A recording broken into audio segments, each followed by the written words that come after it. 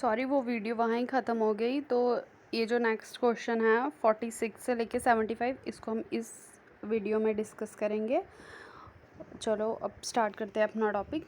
इससे पहले हमने 45 क्वेश्चन कर लिए हैं, आप प्रीवियस वीडियो में जाके देख सकते हो, नहीं तो मैं इसकी प्लेलिस्ट बना दूँगी। और वीडियो को लास्ट तक ज़रूर देखना, अच्छी लगेगी तो लाइक करना, चैनल को सब्सक्राइब करना और वीडियो को शेयर भी करना।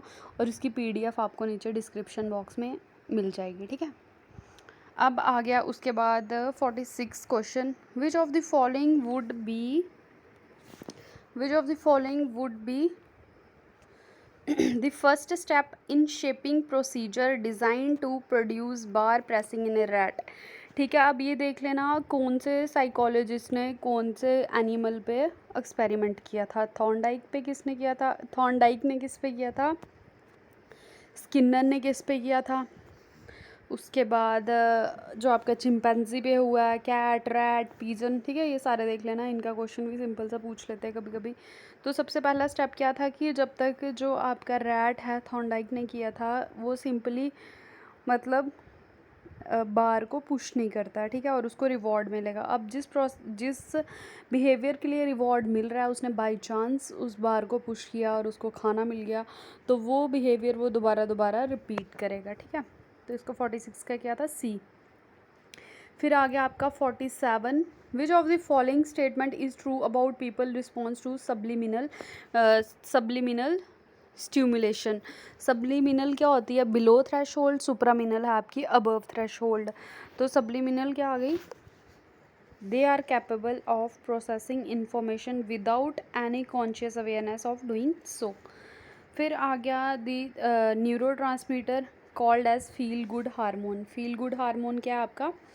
ये है आपका डोपामीन। और मेक यू हैप्पी कौन है? एंडोर्फिन्स। एंडोर्फिन कब रिलीज़ होते हैं? जब आप एक्सरसाइज करते हो ज़्यादा, तो तब भी आपको अच्छी फीलिंग आती है, जो एंडोर्फिन्स की वजह से आती है। डोपामीन क्या है आपका?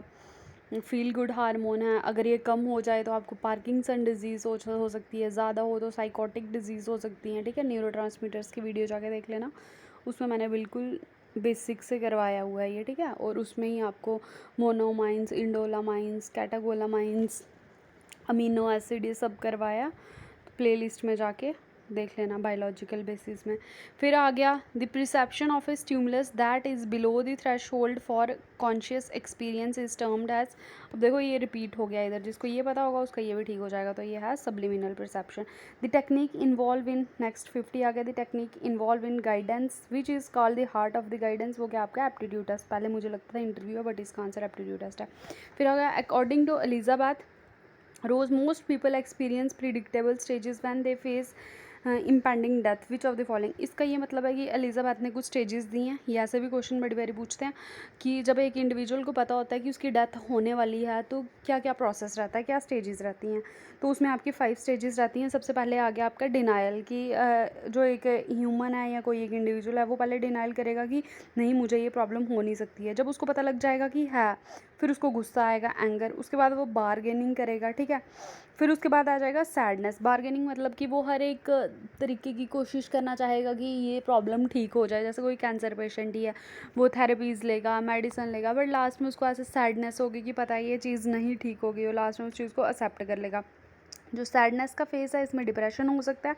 और ये जो पहले 3 फेस हैं, ये अनकॉन्शियस एफर्ट एक इंडिविजुअल लगाता है, ठीक है। ये आपकी आ गई 5 स्टेजेस, याद रखना। Denial, anger, bargaining, sadness and acceptance. Next आ गया आपका 52 क्वेश्चन। इसको मैं ऐसे नहीं करवाऊंगी, ये देख लेना। इसका आंसर ए है। अच्छा, founder of child psycho analysis कौन है आपकी? एना फ्रूट। फिर आगे उसके बाद the memory which contain factual information. तो डिक्लेरेटिव मेमोरी है, कहीं सिमेंटिक नहीं लगा के आ जाना। फैक्चुअल में आपका सारा आ जाता है, सिमेंटिक भी एपिसोडिक भी। फिर आ गया उसके बाद मैच द फॉलोइंग पूछा, तो इसका आंसर ए है। ये मैं नहीं करवाऊंगी, आप खुद देखोगे। फिर आ गया नेक्स्ट, लैट्स थम sucking has become habitual because she begins to feel less anxious whenever she suck her थम, ठीक है। This illustrate the process of, तो ये क्या है, जब कोई भी आपका बिहेवियर जो आप हैबिट रिपीट करते हो और उसकी वजह से आपकी एंग्जाइटी कम होती है, तो वो क्या आ जाएगा आपका, क्लासिकल कंडीशनिंग आ जाएगी आपकी, ठीक है। एंग्जाइटी कम क्या, कोई भी आपका बिहेवियर जो मतलब किसी स्टिमुलस और रिस्पॉन्स का जहाँ कनेक्शन होगा और कोई नई चीज़ निकल के आ रही होगी, तो वो आपकी क्लासिकल कंडीशनिंग होगी। नेक्स्ट आ गया 56, when the same group of individual is study over a period of time, the study method is known as longitudinal study, ठीक है। क्रॉस सेक्शनल क्या आ गई, सिंपल, एक बार जो हम स्टडी करते हैं। एक और आती है आपकी, मुझे याद नहीं आ रहा, रिसर्च में जाके देख लेना। फिर आ गया a high correlation between two half of a test display the degree of internal consistency. Two half of test आ गया तो आपका स्प्लिट हाफ रिलायबिलिटी आ गया। टेस्ट रीटेस्ट में हम क्या करते हैं कि पहले एक बार हम किसी सैंपल पे टेस्ट करेंगे, दोबारा से एक कोई गैप लेके 15 डेज़ का गैप लेके दोबारा से करेंगे, वो टेस्ट रीटेस्ट आ गई। वैलिडिटी क्या आ गई आपकी कि जिस चीज़ को आप मेज़र कर रहे हो वो चीज़ उस चीज़ को मेज़र कर रही है कि नहीं कर रही है, वो वैलिडिटी आ गई। रिलायबिलिटी आपकी कंसिस्टेंसी बताती है और वैलिडिटी आपकी बताती है कि जिस चीज़ के लिए टेस्ट बन रहा है उस चीज़ को वो मेज़र कर रहा है कि नहीं कर रहा है, ठीक है। फिर आ गया उसके बाद the phenomena of multiple personality would most likely be investigated by use of, इसमें मुझे कन्फ्यूज़न है, ठीक है। क्या मल्टीपल पर्सनैलिटी, तो मैंने केस स्टडी किया है, अभी आप देख लेना एक बार, ठीक है। और किसी को पता होगा तो कमेंट करके मुझे भी बता देना। नेक्स्ट आ गया mental retardation is the result of which of the following genetic cause, तो ये तीनों हैं, ठीक है। Down syndrome, x syndrome, PKU का, इनके मैंने आपको अलग से भी करवाए हैं, अब नॉर्मल साइकोलॉजी की प्लेलिस्ट में जाके चेक करना। नेक्स्ट आ गया, अगर ये इधर क्लियर नहीं दिख रहा है ना तो PDF डिस्क्रिप्शन बॉक्स में होगी, उधर जाके देख लेना। If a scale measure the correlation between the test score and future performance, तो उसको हम क्या बोलते हैं, predictive validity. Arrange the following, arrange the indicator of mental development in the order of their evolution, तो पहले MA आया, फिर IQ आया, फिर DIQ आ गया। अब MA किसने दिया, IQ किसने दिया, DIQ पे किसने काम किया, ये आपका काम है चेक करना। A statistical technique for combining the result of many studies on the same subject is known as meta analysis, ये इसका। अच्छा, इसका है A, ये भी चेक कर लेना। फिर आ गया identify the situational factor that enhance और inhibit helping. Identify the situational factor पूछा है ना इन्होंने, जो एनहांस करते हैं और क्या करते हैं, एनहांस और इनहिबिट, या तो ज़्यादा करते हैं या तो रोकते हैं किसको, सिचुएशनल फैक्टर कौन से हैं हेल्प के लिए, ठीक है। अट्रैक्शन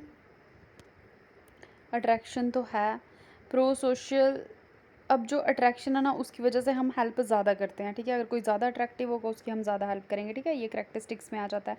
फिर स्ट्रेंजर, जो उसकी हम कम हेल्प करेंगे। प्रो सोशल मॉडल, अब एट्रीब्यूशन आ जाता है। एट्रीब्यूशन तो होता है किसी के बिहेवियर को कॉज देना, तो मेरे हिसाब से 2 तो होगा, उसी के हिसाब से हम जैसे किसी के बिहेवियर को कॉज देंगे उसी हिसाब से हम हेल्प करेंगे, ठीक है। तो 2 भी है। अब 3 है कि नहीं है उसका मुझे थोड़ा डाउट है, बट अगर 1 और 4 होगा, अब देखो 4 भी है। स्ट्रेंजर की हम इनहिबिट हो गया कि रोकते हैं, तो हेल्प नहीं करते हैं। अब देखो इसका D भी हो सकता है और C भी हो सकता है, आप मुझे कमेंट करके बताना कि आपको क्या लगता है, क्योंकि इसके आंसर की नहीं है और मुझे खुद थोड़ी कन्फ्यूज़न है।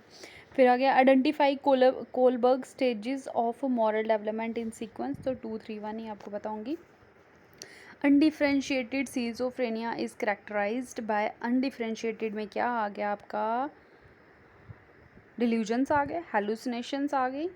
इनको इसमें आता है कि दोनों चीज़ें आ जाती हैं आपकी, पॉजिटिव नेगेटिव सिम्टम दोनों। Identify the correct sequence of RE, अब देखो रैशनल इमोटिव थेरेपी जो किसने दी है, अल्बर्ट एलिस ने दी है, ठीक है। RET, इसका मॉडल है ABCDE मॉडल, ठीक है। तो सीक्वेंस आपको पता होगा, A इन्होंने नहीं दिया ना, इन्होंने दिया हमें सिर्फ बिलीफ सिस्टम, डिस्प्यूटेशन और चैलेंजिंग, कॉन्सिक्वेंसेस, इफेक्ट और आउटकम, ठीक है। कॉन्सिक्वेंसेस आ गए, इमोशनल और बिहेवियर कॉन्सिक्वेंसेस आ जाएंगे, डिस्प्यूटिंग यानी कि कोई आर्ग्यूमेंट। तो इसका ABCDE मॉडल, तो सबसे पहले आ गया एक्टिवेटिंग इवेंट जो इन्होंने नहीं दिया, फिर B बिलीव, फिर आगे सी कॉन्सिक्वेंसेस, फिर आ गया डी डिस्ट्रीब्यूटिंग और ई आ गया ये। अब याद रखना RET का ABCDE है, तो अरेंज कर लेना। एल्बर्ट एलिस ने दी है ये, ठीक है। एरॉन बैक की कौन सी आपकी कॉग्निटिव थेरेपी है, तो उसमें हम थॉट्स पे और थिंकिंग पे बात करते हैं। फ्लैश बल्ब मेमोरी क्या है आपकी, graphic detailed remembrance of a striking events, perfectly accurate memory होती है ये, और helpful to understand retrieval process, something not perfectly accurate, तो इसका ये नहीं है, तो इसका ए है आंसर, ठीक है। फिर आ गया उसके बाद आपका identify the correct sequence of stages in conflict process, तो ये क्या इसका आ गया सी, देख लेना, ये मैंने दिए हैं इसके प्रोसेस इधर लिखे हुए हैं, ठीक है। फिर आ गया major brain structure involve in learning, तो सारे ही हैं लर्निंग के लिए। Hippocampus, cerebellum, motor cortex, temporal cortex, क्योंकि टेम्परल के अंदर ही आपका हिपोकैम्पस है जो short term to long term लेके जाता है। सेरिबेलम आपका मूवमेंट्स के लिए है, ठीक है। और उसके बाद आ गया social psychologist usually define an attitude as which of the following, positive भी है, negative, positive, negative, neutral, evaluation of person, issue और ऑब्जेक्ट, ठीक है। फिर आ गया उसके बाद which of the following correlation between two measure permit the best possible estimate of one measure based on the other, तो सबसे बेस्ट कौन सा आपका 0.88 माइनस, अब चाहे माइनस प्लस का कुछ नहीं होगा, जो टर्म सबसे ज़्यादा होगी तो वो आप करोगे, ठीक है। फिर आ गया उसके बाद कोरिलेशन पता तो है ना, -1 से +1 तक है होता है। फिर आ गया confabulation is often A symptom of, confabulation मैंने पहले ही बताया था कि अपने से ही कहानियाँ बनाना, वो किसका सिम्टम है, कॉर्सकोफ सिंड्रोम। व्हेन ए, अब 74 आ गया, when a crowd in a public sitting witness an accident, nobody acted to help the victim, ठीक है। According to research on bystander effect, the people in the crowd fail to act because of diffusion of responsibilities. फिर आ गया which of the following is correct method, अच्छा इसको मैंने नहीं किया है, चलो इसका आंसर आप मुझे देना 75 का, ठीक है। तो ये आगे हमारे 75 क्वेश्चंस जो हमने 2 वीडियोस में कंप्लीट किए हैं। इसकी PDF इसमें मैं अपलोड कर दूँगी। अगर आपको लगता है कोई आंसर गलत है तो मुझे कमेंट करके बोलना, और भी कोई डाउट होगा तो कमेंट करके पूछ लेना। वीडियो अच्छी लगी तो लाइक करना, चैनल को सब्सक्राइब करना और वीडियो को शेयर भी करना। Thank you.